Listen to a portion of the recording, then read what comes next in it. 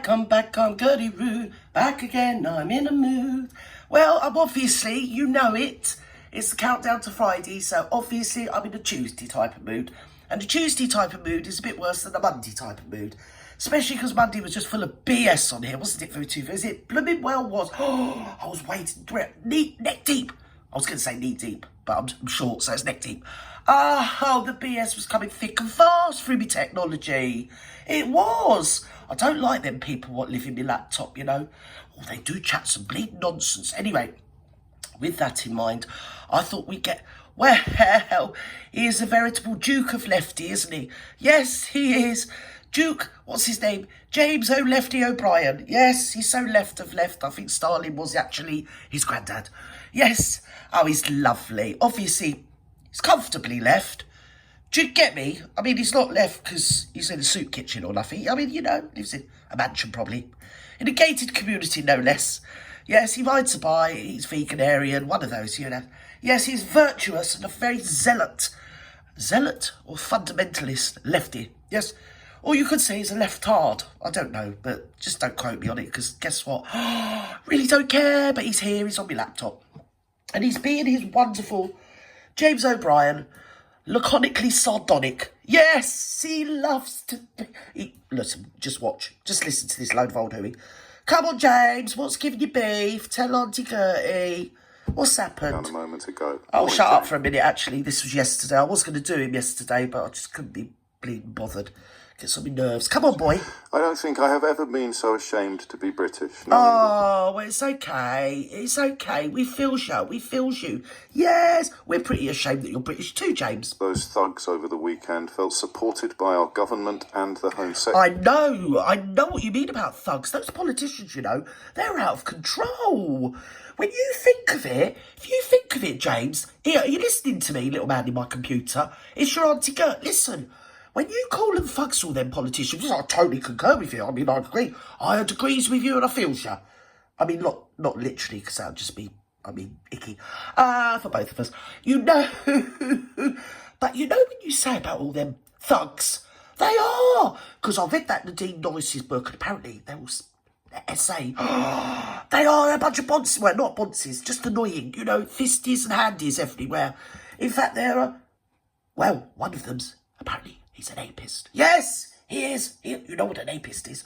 Yes, and he's unsullied because no one will bubble him up. She'll write a book about it and make a load of dosh out of it, mind you. But she's not going to bubble him up. So he's free to go around just willy-nilly, hither and thither, aping his way around the Houses of Parliament. Yes, on the Westminster estate. I mean, they're thugs, James, they're thugs. What should we do? What should we do? Should we go and protest? Should we go and protest? Yes, I'll hold your coat. Bye-bye. Secretary leaves my blood running cold. It made my blood run bleed boiled. Yes, it did. Yes, I was boiling. The testosterone was everywhere. Yes. Oh, it made me feel quite sick. Go on. People saying that the woke left have won again because she has been sacked just makes me despair. Now, listen, James, I mean, you know, do you want some counselling, dear? Do you want to flagellate yourself here with Auntie Gert in public? I mean, feel free. I do love a bit of flagellation. I mean, at my age, it's all you've got, isn't it, dear? But I'd rather not... No, I mean, it's tea time. Tea time. Let's pass over that, girl. But, of course, the people that are will claim they're part of the silent majority, even as they shout. Oh, wouldn't that be a wonderful world, James? Oh, do you know what? I'm envisaging that world. Yes, you know, the silent majority. I like that bit. Can we practice that? Well, maybe you first, actually. That would be fantastic. Yeah, fantabulous. But I'd have no content, would I, so? Unhinged bile from the very rooftops. Do you want to know something funny? Unhinged bile, coming out of where? The Tory party again. They're blimmin' thugs running around Westminster. Willy-nilly, handsy, they are, all over the place. Half of them suspended. Pending inquiries for the police force, you know, to do with naughty things that you shouldn't be doing with women. I mean, I'm assuming women, could be men. Because you never know with them lot, do you? They're all like it. They're all off their heads. Cameron was reported by The Sun, I grant you. He's reported. Not the most reliable organ, necessarily, but... I mean, none of them have reliable organs, have they? I mean, there are a bunch of organs. None of them are what one might call reliable. No. I mean, look at Keir Starmer. His dad was a toolmaker. I mean, do you get me, capiche? Oh, he was ever so good at that job as well, wasn't he? Oh, yes, he was. He should have had an award for making the best tool in the whole world. Yes, or the biggest tool. they've usually got a fairly direct line to senior Tories, of course.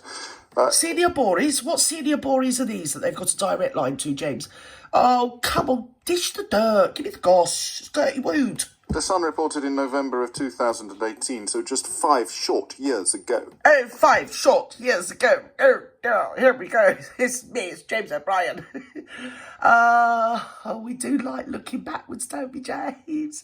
To 5 years ago.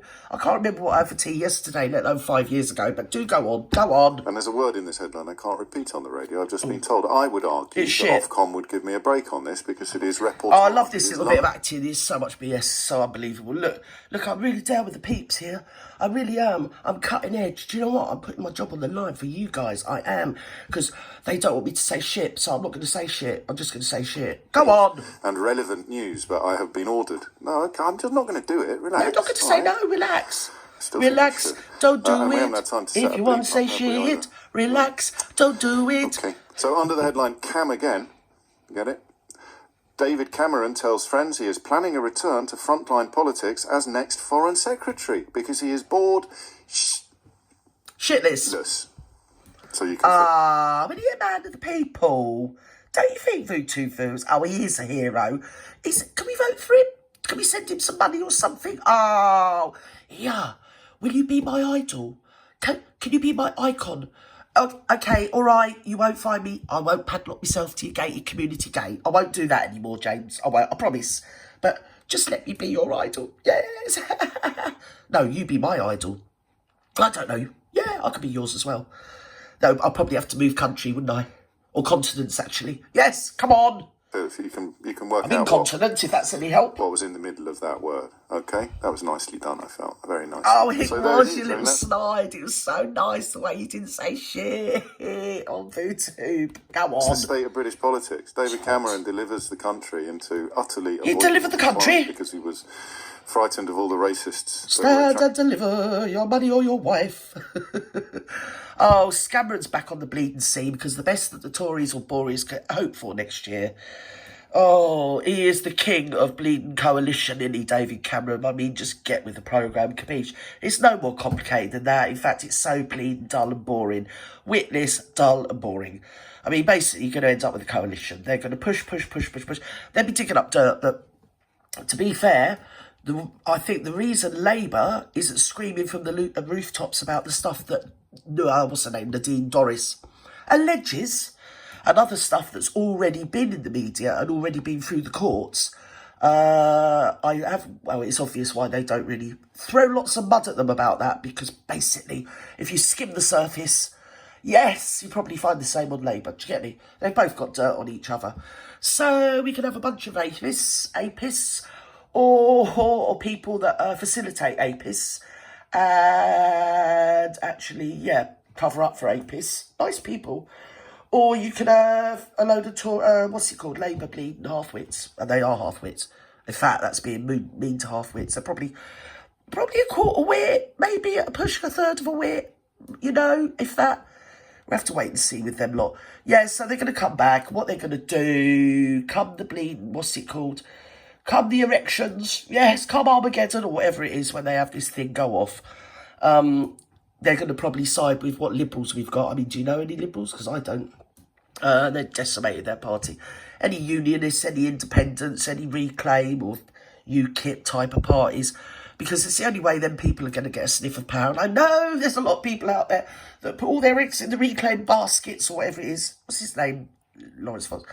I mean, in the grand scheme of things, it's not proportional representation. You've got Bob Hope and no hope.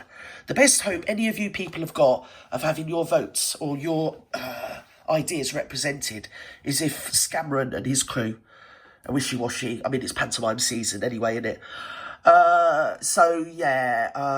If they go for a coalition next year, that way they keep out Labour.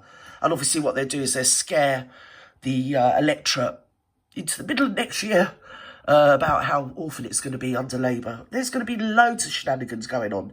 I mean, don't worry, I'm here to point them all out for you, and we can all have a giggle together. Yes, no matter how ridiculous they are. So, I mean, that's like I say, it's pantomime season, no time at all. You're going to get bleeding Boris back, aren't you? He's going to be one of the... Well, he'll probably be the pantomime Dame. And his wife will probably be on board as the ugly sister. Yes, which I'd vote for any day. Attracted to Nigel Farage's party. Fails Flange. to fight a Flange, decent Mr. Flange. campaign in order to stop the madness of Mr. Flange is in the jungle. Yes. He might get eaten by a bear, you know. Mind you, he'd probably enjoy that, wouldn't he? becoming the first population in history to vote to impose economic sanctions on itself, leaves the door wide open, despite Theresa May's best efforts to keep the madness at bay, for absolutely unsuitable characters like Boris Johnson and Dominic Cummings to storm into Downing Street, the inevitable disaster that followed. Look, Dominic Cummings ain't never getting back into Parliament. I mean, his besties with Gove, isn't he? Well, Gove was at Victoria Station the other day. And Victoria Station takes you down to, like, Lewis, through to Eastbourne, Hastings, Brighton. You know, those sort of areas. Leaving the door open for an arguably even bigger disaster called Liz Truss, and then up pops Rishi Sunak to reappoint the most disgusting... Rishi Sunak? He's a blimmin' jack in the box. He's wishy in the box, is he? He just pops up.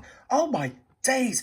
Mind you, to be fair, he's kind of tiddy, isn't he? He probably could get in a box. He needs putting in a box. A paper box. Is he in Amazon? Does he work for Jeff Bezos, do you think? Could we put him in a tiny little Amazonian box and maybe send him, yes, for a one-way ticket to the Amazonian jungle? That would be great, wouldn't it? Yes. Oh, dear, I don't know what I'm on about, to be fair. This country has arguably ever seen, in the person of Suella Braverman, sacked now in just over a year from the same job twice. Same job twice, I know. It is funny. Look, James, I am with you on that. It's just, you could not make this up, could you? You could not make this shoot up, could you? You really could. Oh, actually, you could. He could, anyway. Could make up most things, this man. Oh, I do feel sorry for James, because half the time he just looks, he's absolutely plumb bored. I almost think he's, any minute now, his head is just going to hit the table and he's just going to slip off into a coma, never to be heard from again. His delivery. Come on, James. Because in his own words, sardonic and laconic, the newspaper whose in any boss given at order the time wrote to David Cameron saying, "I can't wait to start working together." Oh. The newspaper. What does that mean? Is that euphemism? What does that mean, James? James, tell Auntie Girl I won't tell anyone, I promise. I won't. I can't help waiting to work. It's a euphemism. They're going to be having sex, aren't they? I just know it. I can feel it. Oh, those dirty blighters. That has a fairly direct line to David Cameron. Told you. That he wants Didn't I to tell come you? back as far as It's all going on. because he's bored. Shitless. And that's Sorry, he's got a list. If only someone had written a book about how he got so badly broken. Oh, but you wrote that book, didn't you, for Random House Penguin? And literally nobody buys it, even though, according to you, it's 4 in the bestsellers list. Oh, James. Oh, dear. I couldn't imagine a world where I'd had to read one of your bleeding books. I never read novels anyway. Least of all from this man. Or any other bleeding Joe Snipe. Come on, no one cares about your book. They have, and it's currently number 4 in the Sunday Times. Do you remember when radio, they used to play a nice bit of music, you'd have a little bit of boogie, you know what I mean, while you're doing your work and that. Nowadays, you just got to listen to this. It's like Big Brother, innit? They're coming out of every bloody microphone everywhere, aren't they? Hey, they've got speakers all over the place. They're insidious. They're like worm brains, aren't they? Or brain worms. There you go, capiche. That's what he is. Wiggles his way into your brain. Bestseller. Yes, So until thank it's you very much for dedified. that. And I am going to mention it this morning, not to boast anymore. No. I've got the boasting out of the way, because I do two Now things. listen, I've cleaned up round the loose around your gaff, and I know you ain't got nothing to boast about, James, now have you? So, you know, it's quite nice that you're actually, do you know what I mean? Quite humble on that score. Go on, James. And Dominic Raab as examples of how supremely unfit candidates can rise to the highest office in the land in this country now, despite the fact that anybody paying attention knows that they are guaranteed to depart. Like your icon, Mr. Blair, you know, because he loves the cottage. I mean, if the electorate had known all about his bleeding shenanigans prior to bleeding asking us to erect him in 1997, would he have got in? Would he have got in? Because there was a D notice on his, let's say, previous activities that came into notice of the metropolitan police areas. That's all I'm saying. I mean, it's in the public domain, all right? It got done for it, you know? It was all covered up, so we erected him, you know? And what followed was the biggest shoot show since, well, the last shoot show. Grace, how did I know that? Well, Rob already has. And Braverman has already departed in disgrace once. I didn't foresee, I grant you, that she'd probably depart in disgrace. Can you not, do you mind not shaking your finger at me? I'm here, James, I'm here in front of you, and you keep looking over to my left shoulder. Why are you looking at my breasts again? Oh, you are Twice rude. in the week that the book came out. So rude, that man, you know. There's also a chapter on David Cameron, which explains how his arrogance, complacency and sense of entitlement combined to create somebody who thought that he could undo... I can't believe I'd actually find a bigger tit than me, but there you go, here he is, voila, encore. Oh, poor old James, you suffer so much, don't you? You really, really do. You have to cycle to work across London, don't you? And then you have to sit there on my bleeding laptop, discuss your own... Is this like a Doom call we're having together? Because it's private. So I swear, I won't ever utter. No, I won't tell anyone.